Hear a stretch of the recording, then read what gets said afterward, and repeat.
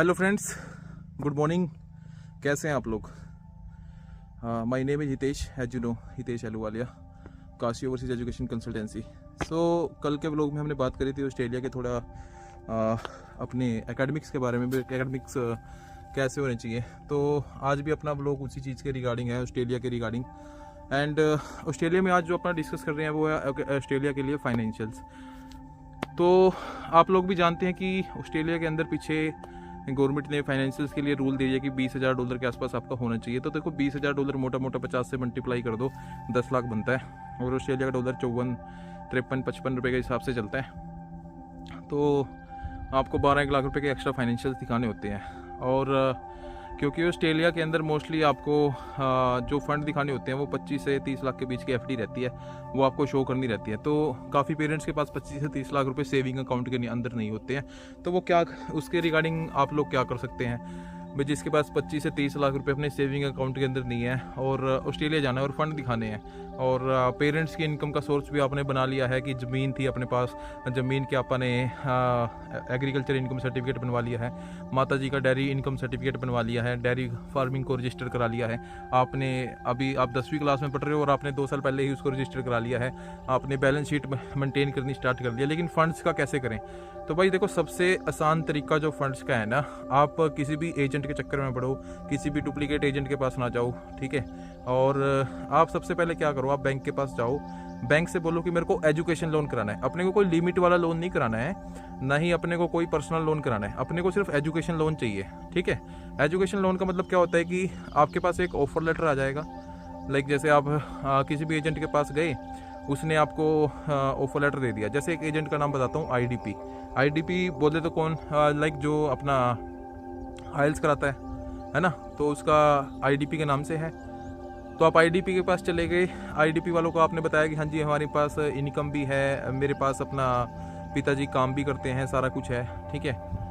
IDP से मिलने से पहले एक बार मिल लेना है, बात कर लेना, किसी एजेंट को समझा देगा थोड़ा, और फिर आपने उनको बता दिया। उन्होंने आपको एक ऑफर लेटर दे दिया, सपोज करो यूनिवर्सिटी ऑफ मेलबर्न का आपके पास ऑफर लेटर आ गया, RMIT का आपके पास ऑफर लेटर आ गया। तो अलग अलग प्रकार की यूनिवर्सिटी हैं, किसी के अंदर 3 महीने की फ़ीस जाती है, किसी के अंदर 6 महीने की फ़ीस जा रही है, किसी के अंदर 1 साल की फ़ीस जाती है। तो यूनिवर्सिटी के लेवल आपको पता है कि आपका कौन से लेवल की यूनिवर्सिटी है, लेवल 1 की यूनिवर्सिटी है, और उसके अंदर 1 साल की फ़ीस जाएगी या नहीं जाएगी, 6 महीने की जाएगी नहीं जाएगी, 3 महीने की जाएगी या नहीं जाएगी, उसके अकॉर्डिंग ही, ठीक है। तो फिर उसके बाद आपने क्या करना है, उसके बाद ऑफर लेटर आने के बाद आप बैंक में जाओ, बैंक को अपनी जो भी आपकी रेजिडेंशियल ज़मीन है, रेजिडेंशियल प्रॉपर्टी है, उसके आप उनको डॉक्यूमेंट दिखाइए, ठीक है। लाइक आपके पास कोई दुकान है, उसका डॉक्यूमेंट दिखाइए, तो उसके बेस पे आपका एजुकेशन लोन हो जाएगा। एजुकेशन लोन अपने को सस्ता पड़ता है बहुत ज़्यादा। जो एजुकेशन लोन की, सपोज करो आपका कोर्स 3 साल का है ना, तो आपकी जो एजुकेशन लोन की पेमेंट करने की तारीखें स्टार्ट होंगी, वो आपकी ये लोन की जो 3 साल की आपकी अवधि है कोर्स की, ये कंप्लीट होने के बाद आपको पे करना स्टार्ट करना है। और उसमें जो ब्याज लगता है वो भी बड़ा मिनिमम चार्जेस लगता है। आप किसी एजेंट के पास जाते हो, एजेंट को 2 लाख, 3 लाख, 5 लाख, 10 लाख या 6 लाख रुपए देते हो, फंड एजेंट कर देता है, एजेंट कहता है पैकेज होगा जी पैकेज। भाई पैकेज के अंदर तो फीस भी एजेंट भरेगा, ये पैकेज नहीं होता, वो आपको पागल बनाते हैं। आप ऐसे पागल मत बनिए कि एजेंट के पास चले गए, फीस हमने भर दी थी जी, और एजेंट ने फंड दिखा दिए। फंड कुछ नहीं होते, आपके खाते के अंदर एफडी के ऊपर ओडी चलता है, ओवरड्राफ्ट चलता है, वो आगे जाके पकड़ा जाता है, आपके बच्चे का रिफ्यूजल आता है, बच्चे की लाइफ ख़राब हो जाती है, फाइल ख़राब हो जाती है। तो आप सबसे आसान तरीका है फाइनेंशियल्स के रिगार्डिंग, आप बैंक में जाइए, बैंक से संपर्क करें, HDFC बैंक में जाओ, ICICI बैंक में जाओ, SBI में जाओ, एक्सिस बैंक में जाओ, जिस भी बैंक में आपका खाता है पहले उस बैंक के मैनेजर से जाकर मिलिए, क्योंकि आपकी बैंकिंग हिस्ट्री उनके पास ऑलरेडी है। आप उनको बताइए अपने को इस चीज़ के रिगार्डिंग फाइनेंशियल्स कराने हैं। आपको 25-30 लाख की जितने की भी रिक्वायरमेंट है, 35 लाख के लोन की रिक्वायरमेंट है, आपको एक लोन सैंक्शन लेटर मिलेगा। लोन सैंक्शन लेटर आपका यूनिवर्सिटी में चला जाएगा, उसके बेस पे आपका वीज़ा मेरे से लिखवा के ले लो, 120% आपका वीज़ा आएगा जी, ठीक है।